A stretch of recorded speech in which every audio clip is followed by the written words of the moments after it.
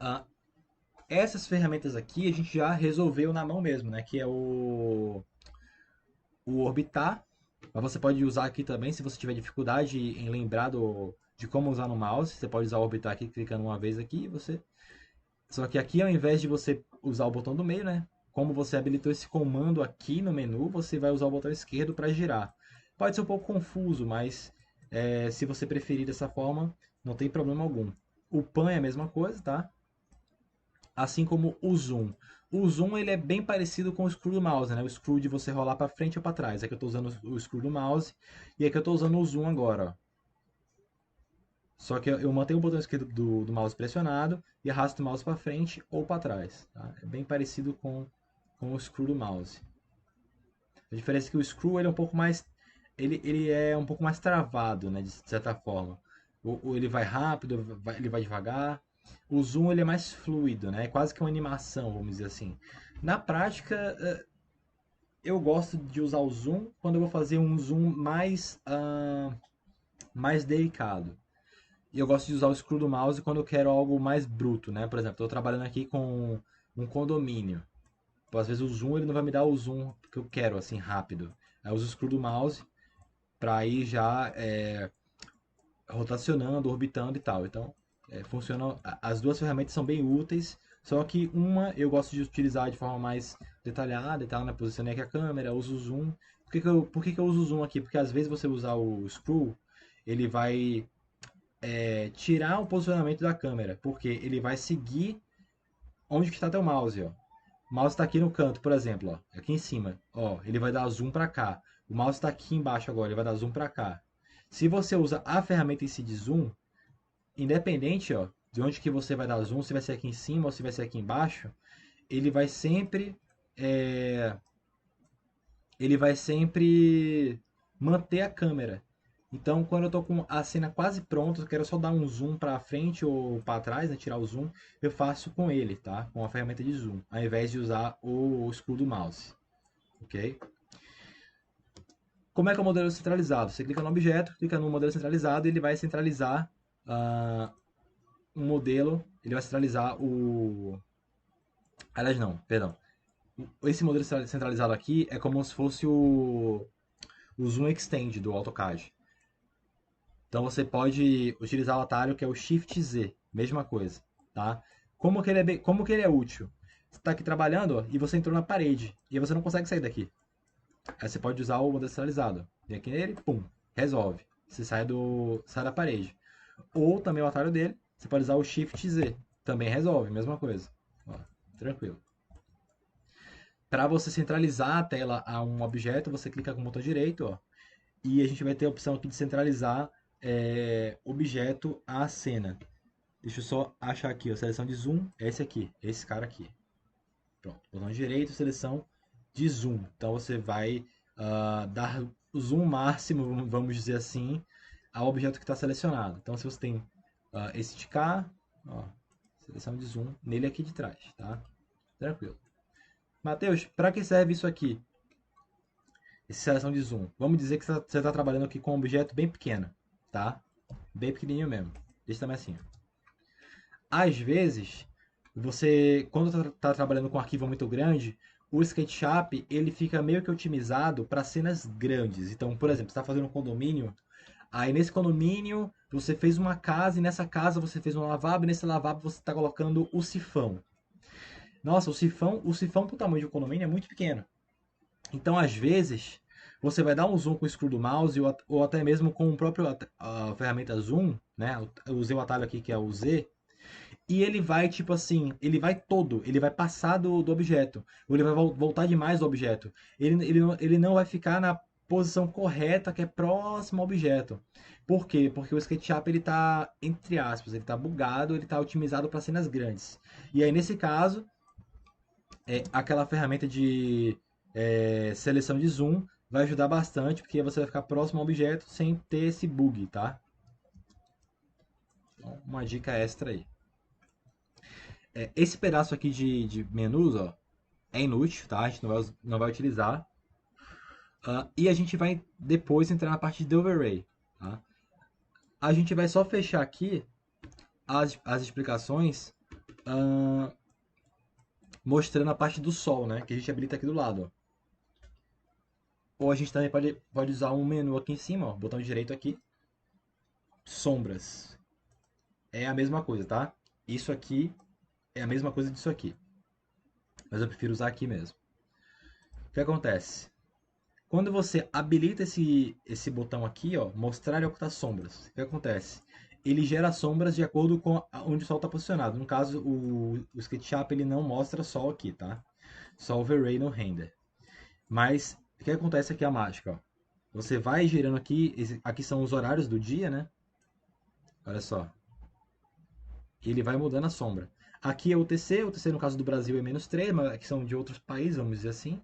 São de acordo com o meridiano, se eu não me engano. E aqui são as épocas do ano, né? Então você tem aqui controle de dias e controle de datas específicas, tá? Você pode hoje estar aqui direto, ó, tipo 1 do 12, por exemplo. Ou você pode vir aqui ó, nesse calendáriozinho, tá? E procurar. Ou você pode simplesmente rolar aqui, ó, segurando o botão esquerdo e arrastando para cá, ó. E ele vai fazendo esse estudo aqui para você. Isso aqui é ótimo para quem está na faculdade fazendo aquele estudo, né, de insolação.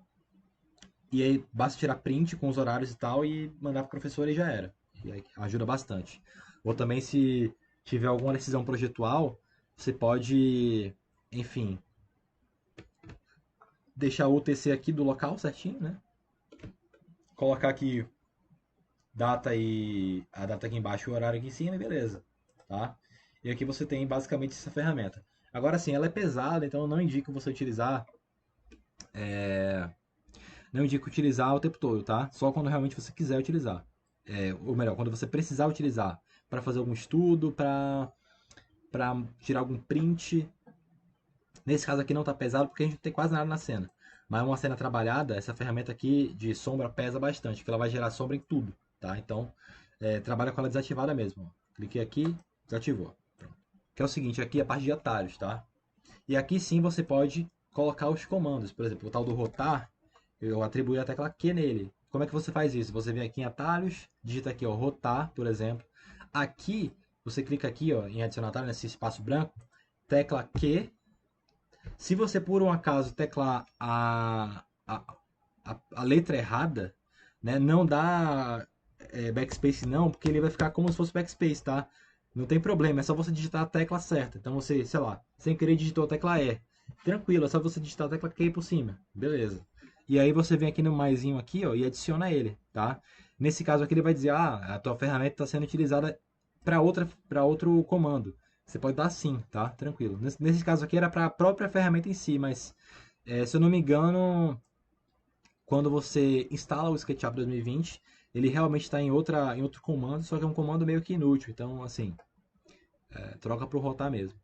E aqui você pode também colocar o reexibir, né? Tudo. No caso eu coloquei como Ctrl U. Reexibir último, Ctrl R. Tem diferença, depois eu mostro qual é a diferença, outra aula. E aqui a parte de ocultar também, que eu coloquei como Ctrl E, tá? Bem útil também. Vou cancelar aqui porque, enfim, já estava configurado no meu caso. Uma outra seção bem legal aqui também é a parte de informações do modelo.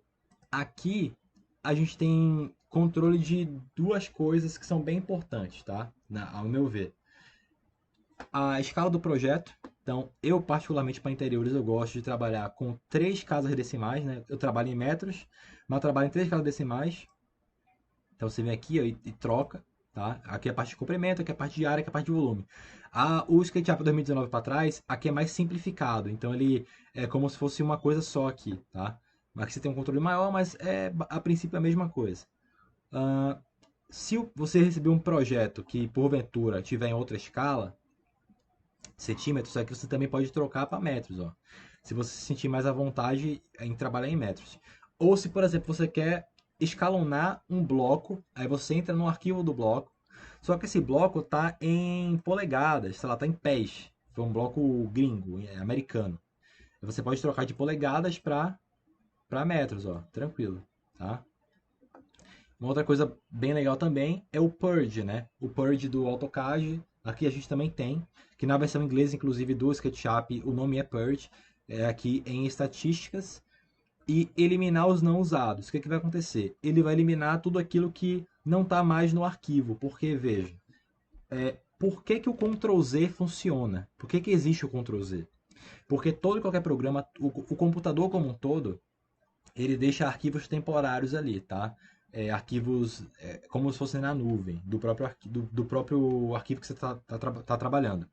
Só que assim, esses arquivos que você já não quer mais, não tem por que estar ocupando espaço no arquivo. Então a gente precisa dar o purge, né? Que a gente vai eliminar de fato esses arquivos temporários que o Ctrl Z traria de volta. Até porque, veja, quando a gente salva um arquivo e fecha o arquivo e a gente volta, abre de novo o arquivo, né?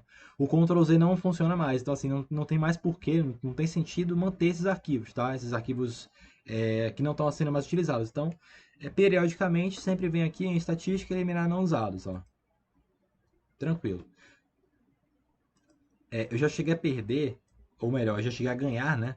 Mais de 600 MB em um arquivo de uma pessoa que me enviou um arquivo. Ela trabalhou bastante. Geralmente o arquivo fica muito pesado quando você faz muitos testes, né? Testa um sofá, troca ele. Testa outro, troca. E o arquivo, sei lá, saiu de 800 MB para 200 MB, sabe? Só porque eu fiz isso. Então, assim, é uma ferramenta bem importante mesmo. Tá? E aqui a parte de extensões, né? Que aqui a gente tem o Array, a gente tem outras extensões aqui também, mas que não vamos abordar no momento. E aqui é a parte de ajuda que, enfim, basicamente nunca utilizamos. Né?